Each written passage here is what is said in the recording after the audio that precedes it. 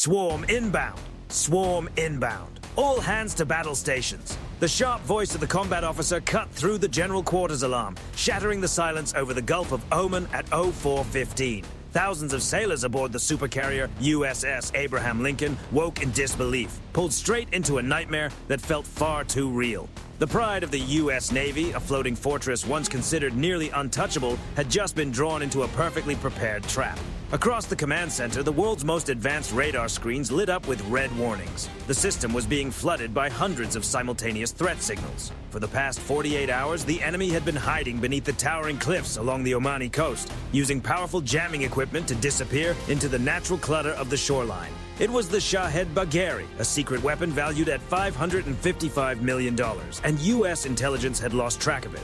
Now, as the vessel moved out from the shadow of the mountains to reach the perfect launch position, its bays opened without hesitation. A wave of loitering UAVs and unmanned surface craft surged forward, heading directly toward the American aircraft carrier. For the first time in the modern era, an aircraft carrier strike group found itself trapped and pressured by a swarm of this scale. The distance was just 15 nautical miles, and it was shrinking every second. Could the U.S. defense network respond in time, or was this the moment that changed the future of aircraft carriers forever? At 4:30, Iran's strategy fully unfolded, and it was far more intense than anything the Pentagon had modeled in its worst-case scenarios. From the flight deck of the Shahed Bagheri, more than 50 Shahed 136 one-way drones launched at the same time, accompanied by a new generation of armed reconnaissance UAVs, known by the codename September 2, 5001. This was not a conventional strike. The swarm used sea-skimming flight, staying less than 10 meters above the surface. By flying just above the waves, the UAVs made themselves extremely difficult for early warning radar systems to track. At the same time, from a flooded rear compartment of the ship, 50 Ashura and Blade Runner-class fast craft entered the water. Built with stealth composite hulls and equipped with Naser 1 short-range anti-ship systems, they formed a tightening ring and accelerated toward the carrier group at 90 kilometers per hour. Inside the Combat Information Center aboard the lead destroyer, USS Spruance, the air felt heavy. Every second mattered. Iranian UAVs pushed out powerful jamming signals across the S-band and X-band spectrum, turning the Aegis radar display into a storm of confusion. Hundreds of false returns appeared on screen. The officers could no longer easily tell the difference between electronic interference, ocean waves, and a fast-moving craft carrying a heavy payload. Even worse, the combined noise from hundreds of high-speed engines created a dense acoustic screen, reducing the effectiveness of the strike group's sonar systems. Iran had succeeded with its opening move. It had stripped the U.S. Navy of its long-range advantage and forced a billion-dollar carrier group into close-range pressure, inside a zone where advanced technology was being challenged by overwhelming numbers. In a situation this chaotic, do you think the U.S. can still turn the tide? Drop yes or no in the comments and stay with the story. 4:35. Level 1 combat alert, General Quarters, was now active across the entire USS Abraham Lincoln strike group. The two destroyers, USS Spruance and USS Frank E. Peterson Jr., immediately accelerated out of formation, moving 10 kilometers ahead of the carrier to establish a defensive screen. Their mission was clear: stand between the incoming swarm and the USS Abraham Lincoln. The Mark 45 5-inch naval guns on both ships opened up, firing proximity-fused airburst rounds that scattered a curtain of metal over the sea's surface, aimed at breaking up the formation of fast boats racing toward them. At the same time, the Mark 38 25mm automatic gun systems, mounted along the sides of the ships, began firing non-stop, targeting any craft that slipped through the defensive barrier, while also tracking the wave of Shahed drones closing in from above. Short-range RIM-116 missiles launched one after another from the ship's defensive systems, cutting into the incoming drone formation as it swept low over the Gulf of Oman. In seconds, the sea and sky were filled with flashes, smoke, and the roar of impacts, creating a scene of pure chaos unlike anything the strike group had faced before. Above them, 4 F/A-18E Super Hornets rushed into the fight. American pilots dropped low over the water, using their 20mm M61 Vulcan cannons to rake the enemy formation with streams of tracer fire that looked like burning whips across the horizon. Nearby, MH-60R Seahawk helicopters used Hellfire missiles to pick off the lead boats by tracking the white trails they left behind in the water. At first, the response seemed highly effective. Dozens of bright columns rose from the sea as 12 of the leading Iranian boats were knocked out by American firepower. the radar picture began to clear, and U.S. commanders started to believe that their superior precision weapons were breaking the enemy's momentum. It looked like the attack was losing strength, just as in previous encounters, and the officers believed the enemy would pull back before the overwhelming force of the U.S. Navy. But that confidence was a mistake. The truth revealed itself moments later. The boats and drones that had been taken out were only the first layer of the plan. Iran had pushed them forward as decoys, forcing the Aegis system to process too many targets at once, while making the destroyers burn through their ready-use ammunition. Thick black smoke from the burning wreckage began spreading across the surface of the sea, forming a massive natural screen that blinded American electro-optical sensors. And behind that dark curtain, Iran's main force was still intact, still advancing, and preparing to deliver the strike the Americans had not seen coming. At exactly 0442, the real trap closed with stunning speed. From behind the heavy smoke, the Shahid Bagheri activated the second layer of the attack. Qarar UAVs, equipped with upgraded Majid heat-seeking missiles, suddenly climbed from just above the sea surface. Their targets were not the heavily armored warships. They were the more vulnerable MH-60R Seahawk helicopters, flying low as they searched for fast boats.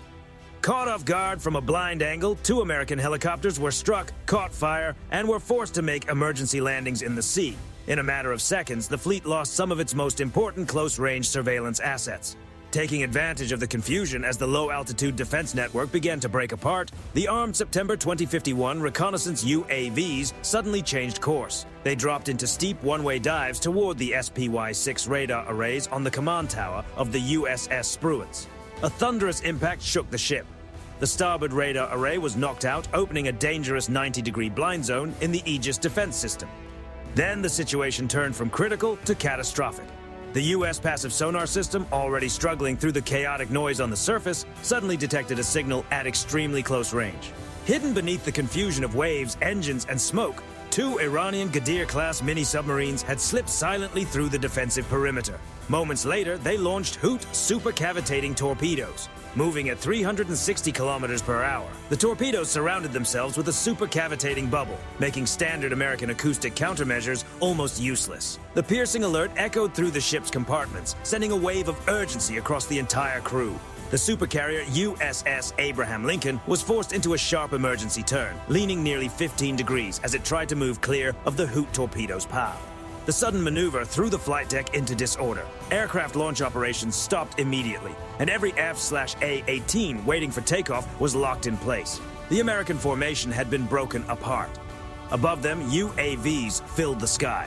On the surface, fast craft pushed in from multiple directions. Below the waterline, high-speed underwater threats were closing in. For the first time in decades, the pride of the U.S. Navy found itself surrounded, pressured from every side, and struggling to regain control. 450. The situation was hanging by a thread.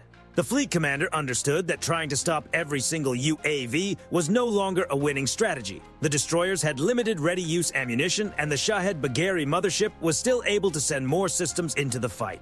A different approach was needed. The order was given immediately. Stop spreading fire across the swarm and focus on one critical objective: the enemy's command and control network. High above the chaos, a P-8A Poseidon maritime patrol aircraft flying at 30,000 feet changed its mission. Instead of continuing its submarine search pattern, it activated its broadband electronic warfare suite and linked with 2 EA-18G Growler aircraft that had just launched with next-generation jammer pods. But the U.S. did not attempt to flood the entire area with interference. That would have risked blinding its own sensors. Instead, artificial intelligence systems were used to analyze the signal environment and isolate the specific satellite communication channel the Shahid Bagheri was using to keep the swarm coordinated. Then the Growlers began transmitting focused electronic interference, using narrow beam jamming and carefully crafted false signals aimed directly at that communication link. The result was immediate. Inside the Iranian UAV swarm's navigation system, the position of the American carrier suddenly appeared to shift 5 kilometers away. Dozens of Shahid 136 one-way UAVs changed course, diving toward empty water and breaking apart far from their intended target. On the surface, the fast craft formation began losing coordination. Cut off from the mothership's guidance, several boats started moving erratically, crossing paths, drifting out of formation, or circling without purpose. But the most important effect was yet to come. In an attempt to regain control of the swarm, the Shahid Bagheri increased its transmission power. Without realizing it, the mothership turned itself into a bright signal source on the electromagnetic spectrum, revealing its exact location to American targeting systems. The balance had shifted. The force that had been hunting the carrier group had now exposed itself. But the danger was not over. Although the swarm had been disrupted, 3 of the most determined unmanned boats had broken free from the network and were still rushing toward the destroyer.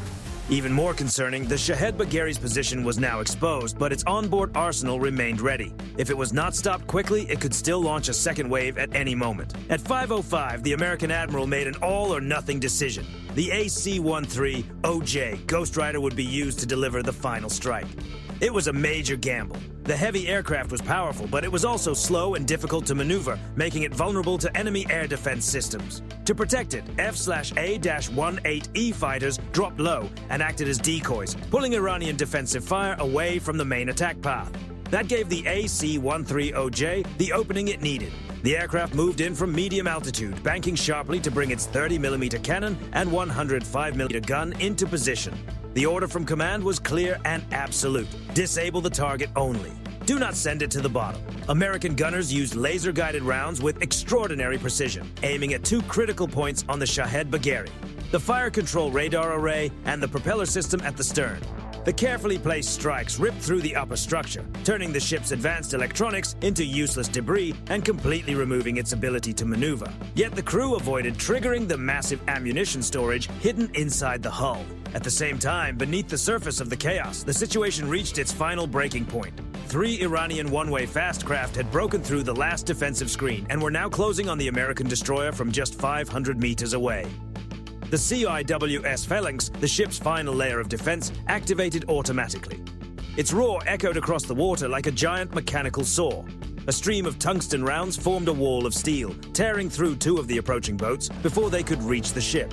But the 3rd craft kept moving. Even after taking heavy fire and burning across the water, its momentum carried it forward until it struck the side of the USS Frank E. Peterson Jr.